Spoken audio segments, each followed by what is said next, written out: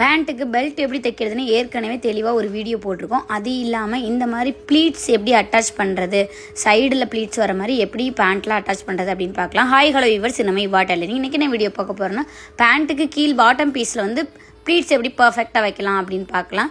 இதுக்காக நம்ம பாட்டம் பீஸை எடுத்திருக்கோம். இந்த மாதிரி பெல்ட் பீஸை எடுத்து தலைகீழாக விட்டுட்டு அப்போ அதில் வந்து ரைட் சைடும் ஒன்று பார்த்த மாதிரி ஃபேஸ் பண்ணி இருக்கணும். இப்போ சென்டர் பாயிண்ட்டும் ரெண்டு பீஸ்லேயுமே நான் வந்து பின் பண்ணிக்கிறேன். பின் பண்ணிவிட்டு சைடுலேயும் சைட்லேயும் நான் சின்னதாக நாட்சஸ் போட்டிருப்பேன். சென்டருக்கு side, left side, right side ரெண்டு சென்டர் பார்ட்லேயுமே நம்ம பின் போட்டிருக்கணும். பின் போட்டுட்டு அந்த எக்ஸ்ட்ரா இருக்கும்ல பாட்டம் பீஸில், அந்த கிளாத்தை தான் நம்ம இந்த மாதிரி ப்ளீட்ஸ் வைக்க போகிறோம்.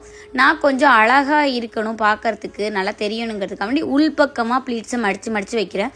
இதில் கான்செப்ட் என்ன அப்படின்னா, ஒரு ப்ளீட் முடிகிற இடத்துல இன்னொரு ப்ளீட்டோட ஸ்டார்டிங் பாயிண்ட் இருக்கணும். மடிப்பு வந்து ஒரு ப்ளீட்டு முடிகிற இடத்துல இன்னொரு ப்ளீட்டோட ஆரம்பம் இருக்கணும்.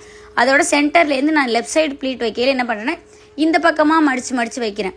பாருங்களேன், அப்போ அப்படி திருப்பி மடித்து வச்சுட்டு இருந்தேன். இப்போ இந்த பக்கம் ஆப்போசிட் டைரக்ஷனில் வைக்கிறேன். அப்போ தான் சென்டர்லேருந்து பார்க்கையில் கொஞ்சம் அழகாக தெரியும். அதுக்காக தான் இந்த மாதிரி பண்ணுறோம். இந்த மாதிரி ப்ளீட்ஸ் வச்சுட்டு பின் பண்ணிவிட்டு 1/2 இன்ச்சுக்கு ஒரு டைம் தச்சு எடுத்திங்கன்னா பர்ஃபெக்டாக வந்துடும். தேங்க்யூ.